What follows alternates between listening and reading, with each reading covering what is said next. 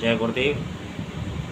और आज मैं आपको एक ऐसा जानकारी दे रहा हूँ जो बहुत विशेष है और सभी के लिए उत्तम है, उपयोगी है और लाभदायक है। सावन का महीना आ रहा है और लोग अक्सर पूरे भारतवर्ष में ये चलन है, ये प्रचलन है और ये प्रथा है कि नवरात्रि आती हैं तो माता दुर्गा की पूजा करते हैं, जन्माष्टमी आती है तो कृष्ण की पूजा करते हैं, सावन का महीना आता है तो हम शिव जी की पूजा करते हैं, और भी अनेक एकादशी आती हैं तो हम श्री हरि विष्णु को एकादशी लगती है, ऐसा माना जाता है। पितृपक्ष आता है तो हम पितरों की पूजा करते हैं, और दिवाली की रात्रि को हम श्री लक्ष्मी गणेश जी की पूजा करते हैं। उससे पहले जो धनतेरस आती है और ऐसे अब अनेक त्यौहार हैं, सूर्य ग्रहण हो या फिर चंद्र ग्रहण हो, तब हम सिद्धियों की जाप करते हैं। तो शिव जी का जो महीना है सावन महीना बड़ा उत्तम होता है, और उत्तम होने के साथ साथ में शिव जी को सरल बताया जाता है। शिव जी सरल होने के साथ साथ में सभी के हैं, और देवी देवता शिव जी को सरल बताया जाता है, और शिव जी सभी की पसंद होते हैं, शिव जी सभी की चाह होते हैं। और ऐसा माना जाता है कि तुमने शिव जी को पूज लिया तो सभी देवी देवताओं को पूज लिया, और यह सत्य भी है। जो हरि विष्णु में, जो हरि हरे में भेद करता है, जो श्री विष्णु में और महादेव में भेद करता है, उसको पूजा का फल प्राप्त नहीं होता है, ऐसा पुराण कहते हैं, ऐसा शास्त्र कहते हैं, ऐसा पुराण कहते हैं कि जो श्री हरि विष्णु को और महादेव को अलग अलग मानते हैं तो वो गलती करते हैं। शिव जी सभी के लिए सुलभ हैं और जगत में सर्वत्र व्याप्त हैं, और शिव जी ही प्रथम पुरुष हैं और शिव जी ही अंतिम सत्य हैं। लेकिन उसके बीच में एक श्रृंखला आती है गुरु की। ऐसा कोई शास्त्र नहीं, ऐसा कोई वेद नहीं, ऐसा कोई पुराण नहीं, ऐसा कोई उपनिषद नहीं, ऐसा कोई कठोपनिषद नहीं, ऐसा कुछ नहीं है जिसमें गुरु की व्याख्या ना की गई हो। गुरु को साक्षात परब्रह्म का अंश बताया गया है। अंश क्या? गुरु साक्षात परब्रह्म, अर्थात जो गुरु है, जो गुरु तत्व है, वो साक्षात परब्रह्म है। तो सावन का महीना आ रहा है, और सावन का महीना आने के साथ साथ में पूरे भारतवर्ष में शिव जी को हम पूजते हैं। आज मैं आपको एक बहुत सरल उपाय बता रहा हूँ, बहुत सरल उपाय बता रहा हूँ। आपकी जो मनोकामना हो वो मांग लेना, और पूरे सावन में अपनी सच्ची श्रद्धा युक्त अपना अनुष्ठान करें। और अब कोई भी कर सकता है, कोई भी घरेलू व्यक्ति कर सकता है, कोई भी सामाजिक व्यक्ति कर सकता है, किसी भी जाति का हो, किसी भी वर्ग का हो, कोई भी हो, A to Z, नीच हो, ऊंच हो, कोई गिरा हुआ हो, कोई ऊंचा हो, कोई छोटी जाति से आता हो, बड़ी जाति से आता हो, कोई भी हो, A to Z, शिव जी सबके हैं और शिव जी सुलभ हैं। शिव जी से जो आप मांगोगे वो पाओगे, क्योंकि सावन का महीना शिव जी का है। एक तो शिवरात्रि शिव जी की आती है, और एक सावन का महीना शिव जी का आता है। और यदि कोई आता हो तो मुझे याद में इस वक्त मुझे याद नहीं आ रहा है, और मैं आप लोगों को सरल उपाय बता रहा हूँ, बहुत सरल उपाय बता रहा हूँ।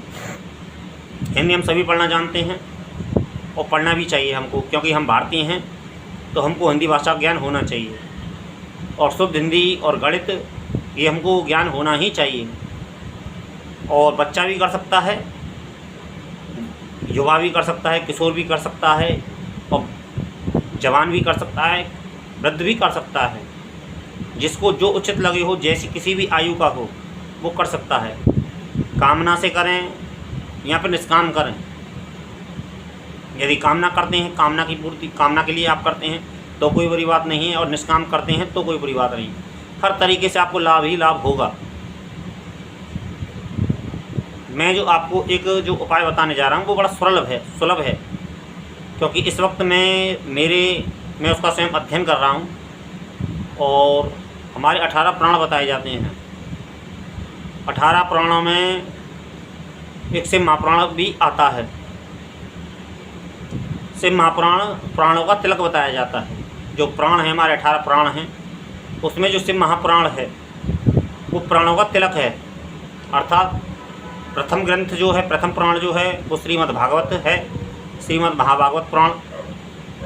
और सभी प्राणों का जो तिलक है, अर्थात जो सबके जानने योग्य है, वो शिव महाप्राण है।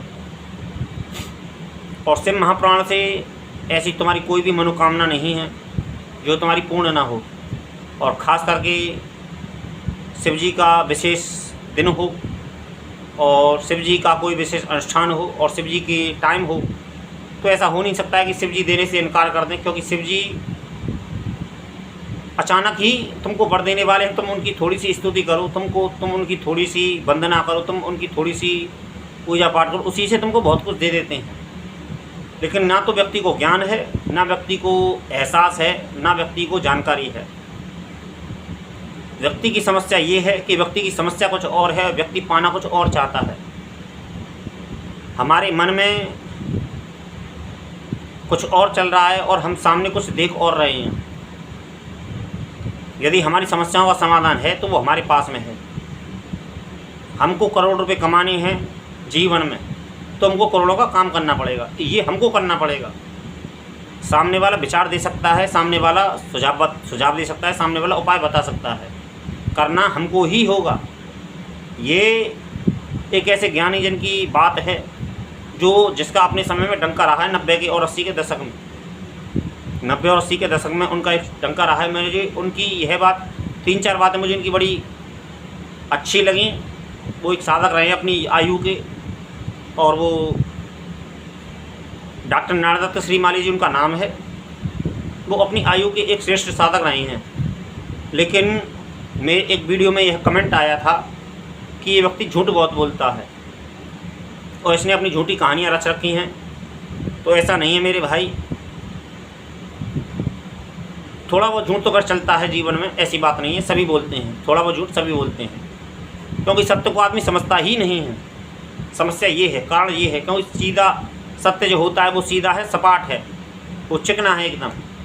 तुम उस पर चले जाओ, तुमको फिसलन तो महसूस होगी, लेकिन तुमको ऊपर वाला गिरने नहीं देगा।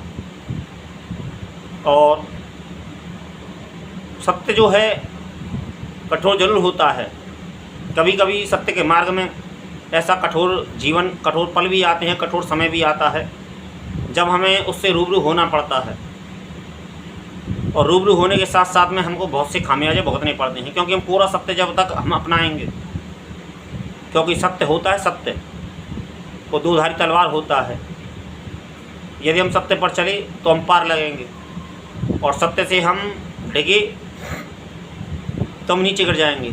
लेकिन सत्य जो होता है, क्योंकि सत्य सीधा होता है, सरल होता है, हर व्यक्ति उसकी परख नहीं जानता है, हर व्यक्ति उसकी समझ नहीं जानता है।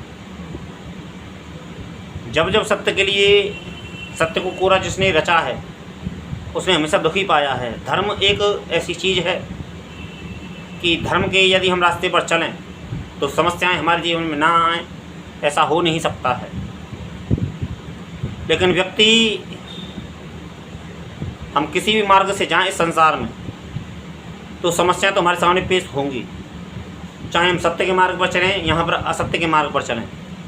समस्याएं हर व्यक्ति के जीवन में आती हैं। केवल एक व्यक्ति स्वतंत्र है इस जगत में, जो भक्त है,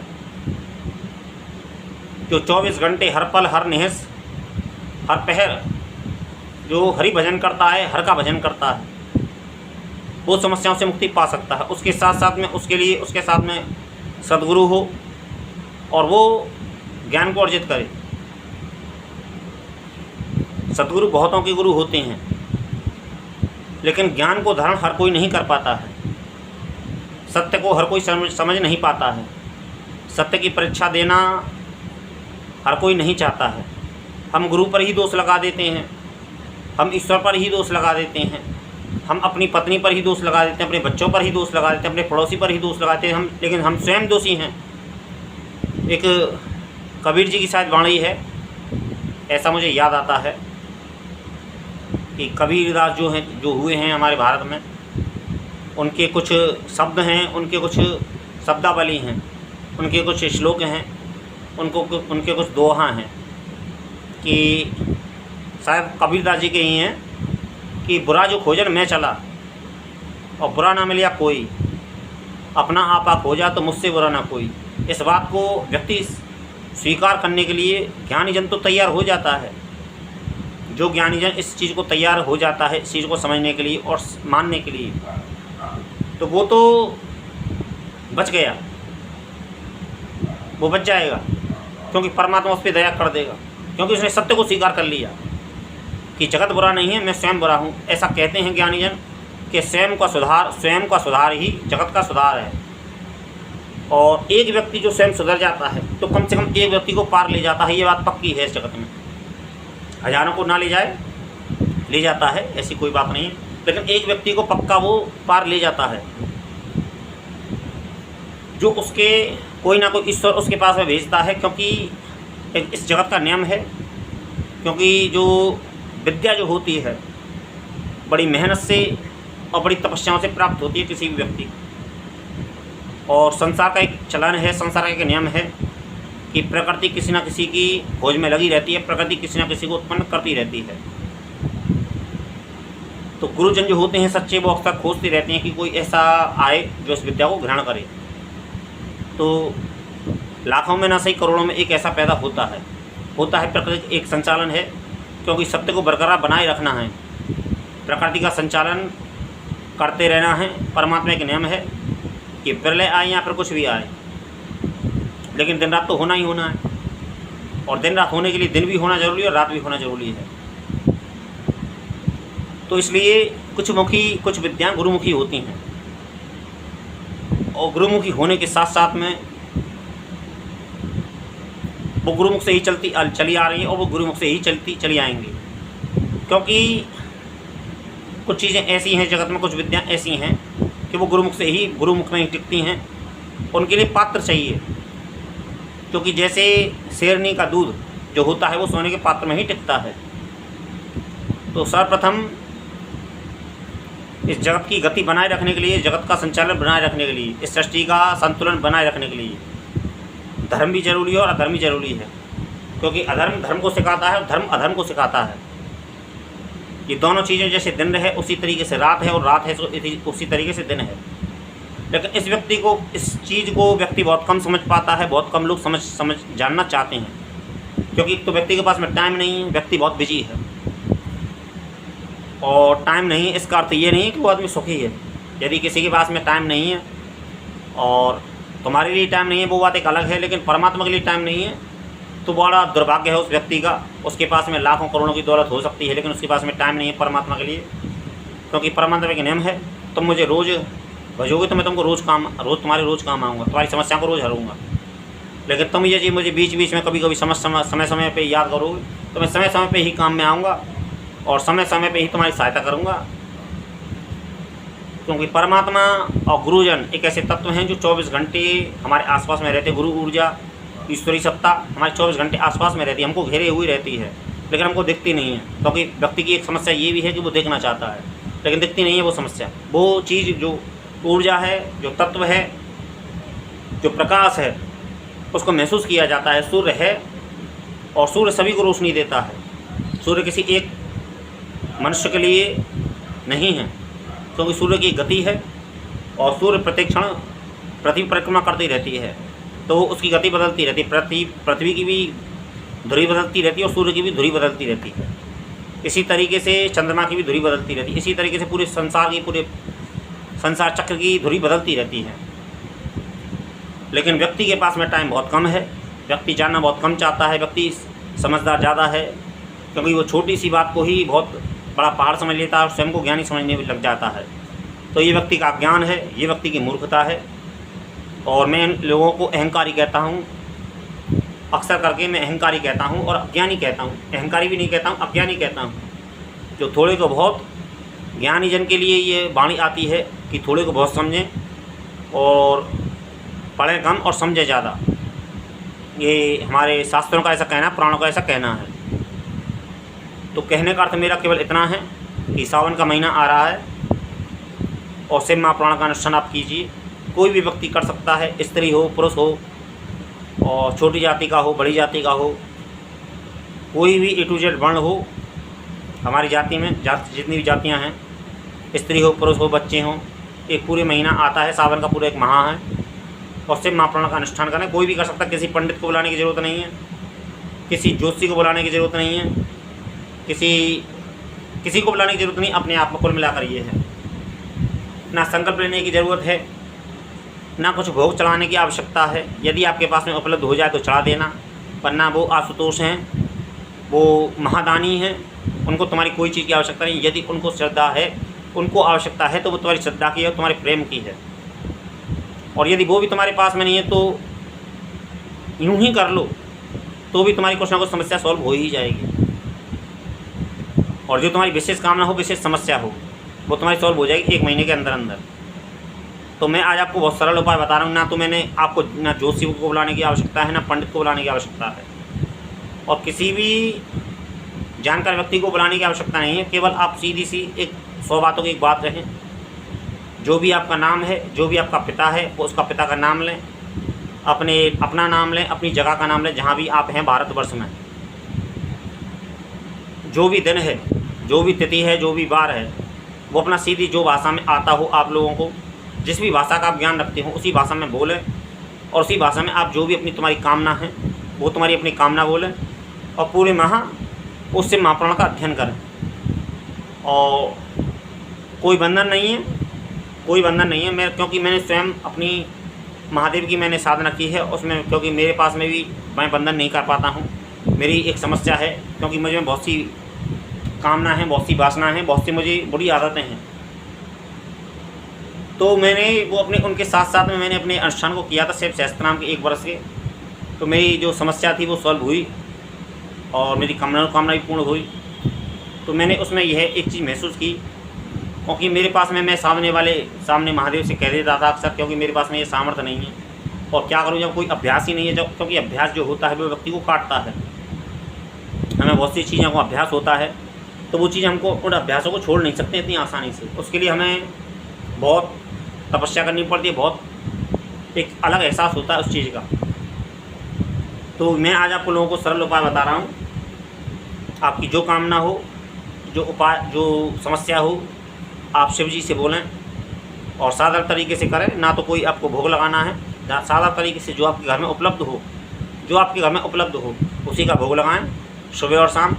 ठीक है, हो सके तो 3 पहर लगाएं। यदि ना बनता हो तो 2 टाइम लगाएं। 2 टाइम भी नहीं बनता है तो 1 टाइम लगाएं। यदि वो भी नहीं बनता है तो ना लगाएं, लेकिन श्रद्धा से अपने मन से उससे महापुराण का अध्ययन करें, उसको समझने का प्रयास करें, और समझने के साथ साथ में उसका चिंतन करें, उसका मनन करें। शिव महापुराण एक ऐसा पुराण है, तिलक होने के साथ साथ में पुराणों का, उसमें बहुत सी ऐसी रहस्य की बातें हैं जो ज्ञानीजन जानते हैं, और ज्ञानीजन जानने के साथ साथ में वो स्वयं के लिए भी हमारे लिए सुलभ है। लेकिन ज्ञानीजन ही उस पर बोले, क्योंकि सारे व्यक्ति को बोलने का अधिकार नहीं है। यदि तुम्हारी कोई कामना है तो कामना मांगे और कामना पूर्ति करें अपनी, लेकिन बोलने से पहले 100 बार सोचें, क्योंकि अपने ही धर्म के ऊपर बोलने से 100 बार सोचें, क्योंकि एक तर्क एक अलग चीज़ होती है, कुतर्क एक अलग चीज़ होती है। तो समझने का प्रयास करें, क्योंकि एक ही तरीके को एक ही पुराण में कई तरीके से कहा जाता है, तो उस चीज़ का समझें। और एक ही बात को, क्योंकि पुराणों में एक शब्द नहीं होता, पुराणों में एक बात नहीं होती है, पुराणों में अनेक बातें हैं और अनेक अध्याय हैं, और अनेक उसमें तर्क होते हैं, वितर्क होते हैं, और अनेक समय परिस्थितियाँ होती हैं। तो उन चीज़ों को समझने का प्रयास करें, उन चीज़ों को समझने के साथ साथ में उन चीज़ों का चिंतन करें, मनन करें, और लंबी दूरी जो दूरदृष्टि जो होती है उसके विषय में सोचें, और सोचने के साथ साथ में कुछ भी बोलने की स्वतंत्रता है हमारे भारत में, इसकी कोई बंदिश नहीं है। लेकिन कुछ भी बोलने से पहले हमें 100 बार अवश्य सोचना, 100 बार नहीं तो कम से कम 3 बार अवश्य सोचना चाहिए, क्योंकि जल्दबाजी में अक्सर हम थोड़े को बहुत समझते हैं और एक श्लोक को पढ़कर हम बहुत बड़े ज्ञानी समझते हैं अपने आप को। तो ऐसा गलती नहीं करनी चाहिए, ऐसी मूर्खता नहीं करनी चाहिए, क्योंकि पुराण एक नहीं है, पुराण 18 हैं। एक पुराण को पढ़ने से कोई ज्ञानी नहीं हो जाता है, मनोकामना पूर्ण हो जाती है, ये बात सत्य है, लेकिन एक पुराण को पढ़ने से कोई ज्ञानी नहीं हो जाता, कि वो पुराण 18 हैं और हर पुराणों में जो है वो चारों युगों का वर्णन है। सतयुग, त्रेता, द्वापर, कलयुग। जो हमारे 18 पुराण हैं उनमें वेद एक अलग चीज़ है, उपनिषद एक अलग चीज़ है, लेकिन पुराण अलग चीज़ है। पुराणों में चारों युगों को दर्शाया गया है, बताया गया है। चारों युगों में कौन कौन सा समय रहा है, कौन कौन सा समय बीता है और कौन से समय में क्या हुआ है, हमारे पुराणों में ये है। चारों युग एक साथ चलते हैं हर पुराण में। जो हमारे 18 पुराण हैं उनमें चारों युग एक साथ चले हैं। सतयुग से लेकर कलयुग तक उसमें साथ चलते हैं चारों युग। कहाँ पर क्या लिखा है इस चीज़ को समझना बहुत आवश्यक है। तो इस चीज़ के लिए आज के लिए इतना ही, और आप लोग सुखी रहें। सावन का महीना आ रहा है, शिव जी की आराधना कीजिए, और लेकिन सर्वप्रथम गुरु को प्रणाम कीजिए, गुरु की ही वंदना कीजिए, गुरु चालीसा का पाठ कीजिए और गुरु मंत्र का ही जाप कीजिए। उसके बाद में आप शिव महापुराण का पाठ करें। ऐसा उत्तम माना जाता है, सर्वोत्तम माना जाता है, ये सर्वश्रेष्ठ माना जाता है ये नियम। यदि गुरु नहीं है तो बात एक अलग है, तो हम शिव जी का पूजन कर सकते हैं, शिव जी की वंदना कर सकते हैं। यदि लेकिन हमारे जीवन में गुरु है, जैसा भी गुरु हम जिसको गुरु मानते हैं, साधारण हो या फिर असाधारण हो, सिद्ध हो या फिर सामान्य हो, या फिर जिसे हम गुरु मानते हैं, सही मानते हैं, पहले गुरु की आराधना करें, गुरु मंत्र का जाप करें और गुरु मंत्रों का ख्याल करें, गुरु वचनों का ख्याल करें। उसके बाद में गुरु मंत्र पूजन करने के बाद में हम शिव जी का पूजन करें, शिव जी की आराधना करें, शिव महापुराण का पाठ करें, तो आपकी सभी मनोकामना पूर्ण होंगी। ऐसा मेरा विश्वास है, ऐसी मेरी कामना है और ऐसा मेरा अनुभव कहता है, तजुर्बा कहता है। जय गुरुदेव, जय महाकाल।